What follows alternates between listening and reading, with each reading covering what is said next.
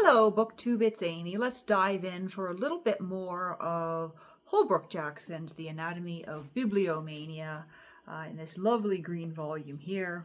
We're on page 186 today with a section titled Montaigne and Petrarch as Types of Good Bookmen. No better examples of good bookmen can be found or put up than those of Montaigne and Petrarch. And I set their names here as typical of great readers, worthy to be masters and leaders in our adventuring. Montaigne swings eloquently to my purpose as a true indication of sanely, varied, and self-centered book taste.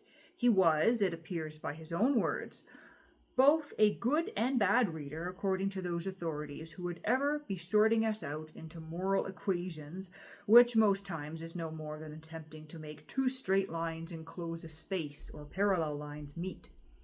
He read for pleasure and found profit in doing so, as all do whose inclinations are healthy.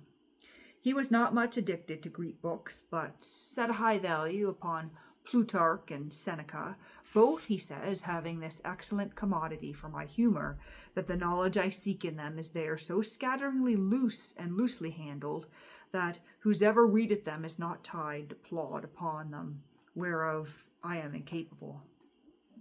He was not a regular, laborious reader, but loved, like our own Dr. Johnson, to sip here and sample there, to roam and browse and chew the cud.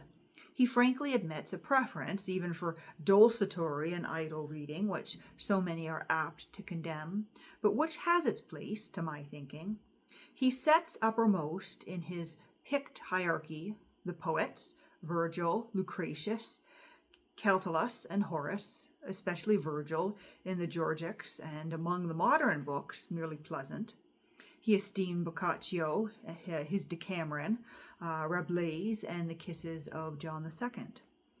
But Cicero's manner of writing was very tedious to him, as well as all such like stuff, for his prefaces, definitions, divisions, and etymologies consume the greatest part of his works, and whatever quick, witty, and pithy conceit is in him, is surcharged and confounded by his long and far-fetched preambles.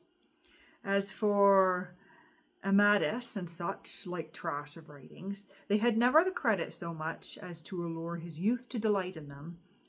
But I have no complaint. His tastes were his own, and his whims were tastes, revealing him to himself and to us.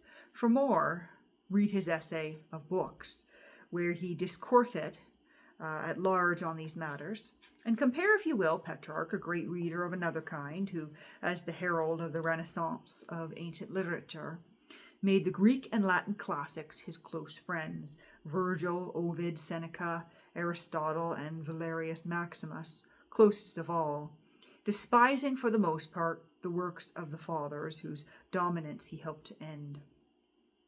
Into the midst of this galaxy of pagan stars, he brought St. Augustine's Confessions bubbling over with tears, which he read continuously for 40 years. He loved the Confessions with passion and fidelity. It was his Bible, and dearer to him than the dearest of his beloved classics. Few things in the history of literature are more touching than this spiritual comradeship, Petrarch clasping hands with St. Augustine across the length of 9 medieval centuries. The last man of the classic age and the first man of the modern, mingling their souls in sympathy and sentiment. For more, see his letters. More particularly, that to Friar Dioniso Roberto of Borgo San Sepolcro, and our footnote just says Epistolae. Montaigne read to be companionable with himself, Petrarch to be companionable with others, and by so doing, arrive at the essence of this business of reading, whatever other purpose it may have.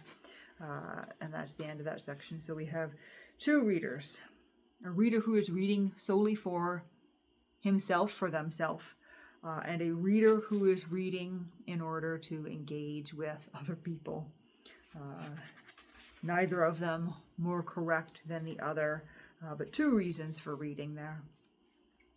one to look within ourselves and the other to look outward. The next section here is titled Various Tastes Outlined. And this will be a longer one. So we'll pop our bookmark in there and save that for the next video.